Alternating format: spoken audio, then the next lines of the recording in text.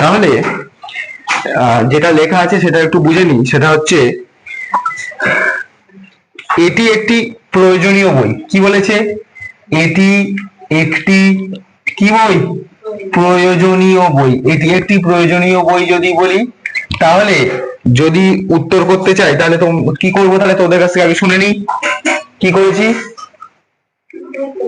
এটি, এটিকে আমরা যদি বলি তাহলে দিস আর দ্যাট, দিস মানে ওই আর দ্যাট মানে এই। তাহলে আমরা এখানে দিস লিখবো না, দ্যাট। কি লিখবো? দ্যাট।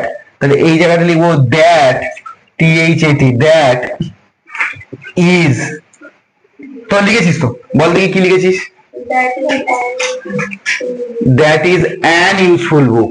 তাহলে অ্যান হলো কেন? সবাই না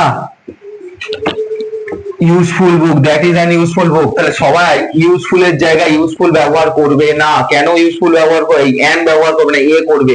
কারণ আমরা কখনোই এই ভাবেলটাকে ধরি না। এই ভাবেলটাকে ধরি না মানেই আমরা ভুল লিখে বসে থাকবো। সেই জায়গাতে এ না বসিয়ে আমরা, এই অ্যান না বসিয়ে আমরা এ বসিয়ে দিয়ে পালাবো। তাহলে দ্যাট ইজ অ্যান ইউজফুল বুক, সেটা হয় একটি, এটি একটি প্রয়োজনীয় বই। ঠিক আছে? প্রয়োজনীয়। অনেকে যদি আমরা ইম্পর্টেন্ট করি, ইম্পর্টেন্ট হবে। তাহলে এখানে ইম্পর্টেন্ট, IMPORTANT, ইম্পর্টেন্ট বুক করতে পারি। তখন কিন্তু আমরা কিন্তু অ্যানটার পরিবর্তে আমরা এখানে কি লিখবো? A. This is a important book. Important মানেও গুরুত্বপূর্ণ বা প্রয়োজনীয়। বোঝাতে পারলাম? ইম্পর্টেন্ট মানেও কিন্তু গুরুত্বপূর্ণ বা প্রয়োজনীয় বুক। তাহলে ইম্পর্টেন্টটাও বোঝা গেল। তারপরে আমার কাছে কি ছিল এখানে? এটি একটি অতুলনীয় দৃশ্য, তাই ছিল তো? তাহলে যদি বলি এটি একটি অতুলনীয় দৃশ্য, তোরা কি লিখেছিস বল দেখি? অতুলনীয় মানে যা তুলনা করা যায় না বা যা তুলনার অতীত, তাকে বলা হয় অতুলনীয়। যেমন হচ্ছে আমরা কোনো জিনিসকে যখন আলাদা ভাবে দেখি, ইটস ইউনিক ওয়ান। আমরা বলি না, আমাকে একটা ইউনিক ঘড়ি দাও তো, আমাকে একটা ইউনিক ড্রেস দাও তো। তো দোকানে গিয়ে আমরা ইউনিক কথাটাই বলি। ইউনিক মানে কি? ইউনিক মানে যা অতুলনীয় বা যা অন্যের সঙ্গে তুলনা হয় না, যা আলাদা, তাকে বলা হয় ইউনিক। তাহলে বোঝা গেল? দিস ইজ অ্যান, তাহলে এটি, তাহলে দ্যাট ইজ অ্যান ইউনিক কি সিন। আবার অনেকে ভিজুয়ালও লেখে, কোনো ভুল নেই।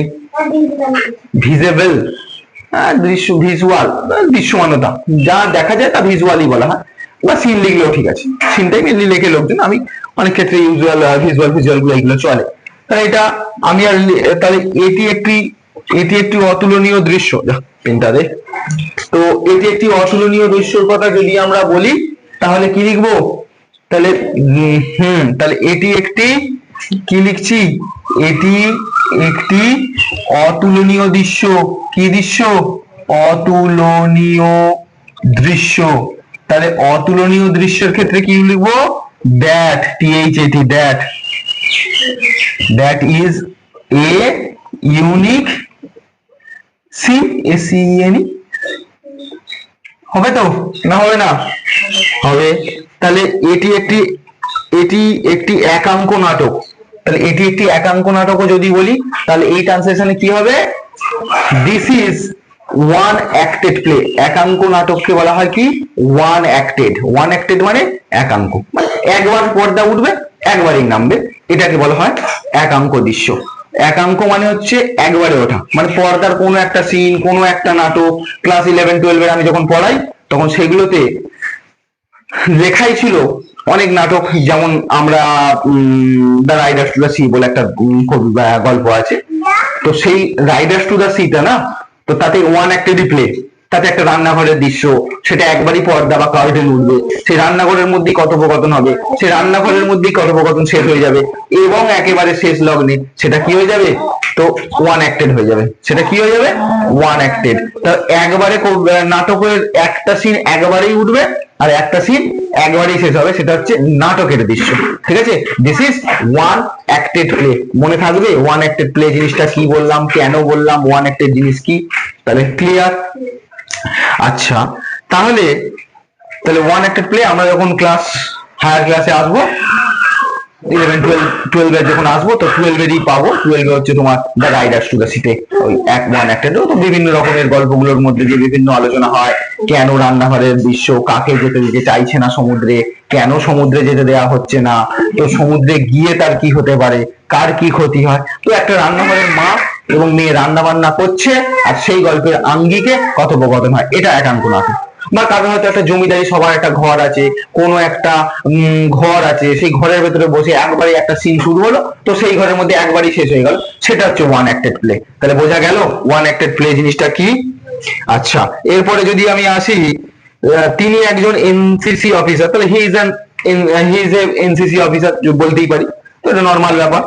আর একটা জায়গায় আসি, তার বাবা একজন এমএলএ ছিলেন, হতে পারে তো তার বাবা একজন এমএলএ ছিলেন, তাহলে সেই জায়গাটা যদি আমরা লিখি তা কি লিখবো, আমরা এখানটা বুঝলাম তার বাবা একজন এমএলএ ছিলেন, লিখি একটু, তার বাবা একজন কি ছিলেন, একজন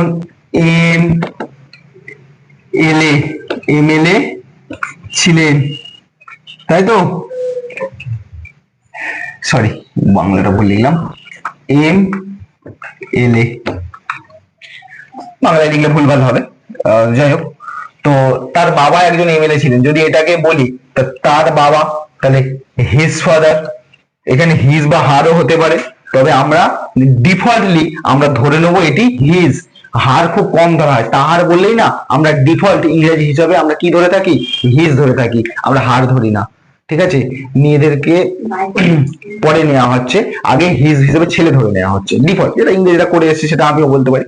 কিন্তু ক্ষমতার দিক থেকে মেয়েরা এখন সব থেকে এগিয়ে, আর শক্তির দিক থেকে সব থেকে এগিয়ে, অ্যাকচুয়ালি মেয়েদেরকে পিছিয়ে রাখা হয়েছে। অ্যাকচুয়ালি আমি মনে করি ছেলেদের কোনো ক্ষমতাই নেই একদম, মানে আমি ছেলেদেরকে অপমান করতে চাই না, মানে অপমান করাটাও আমার উদ্দেশ্য নয়, কারণ সবাই সমান জগতে, তো বেশিরভাগ ক্ষমতা আমি যদি মনে করি সেটা মেয়েদেরই আছে, ছেলেদের থেকে মেয়েদের ক্ষমতা বেশি। তবে আমি অপমান করছি না যে ছেলেদের একেবারে ক্ষমতা নেই, একেবারে জিরো, না, ছেলেদেরও বিরাট অঙ্কের ক্ষমতা আছে, তবে ইউনিকালি। তো হিজ ফাদার, তাহলে হিজ ফাদার,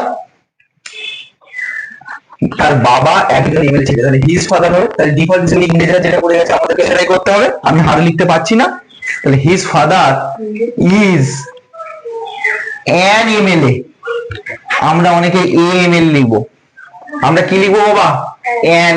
কেন অ্যান লিখবো, কারণ ভাওয়ের এ এন ডি বসানোর কয়েকটা নিয়ম আছে, আমি এ এন ডি বসাতে হয় বেশ কয়েকটা ক্লাসের একটা এতে বলবো, তো সেটা হচ্ছে এ, আমি একটু বলে দিই, এ ই আই ও ইউ, এই কটা আগে তো এন বসে, এটা আমি জানি, এটা সবাই জানে।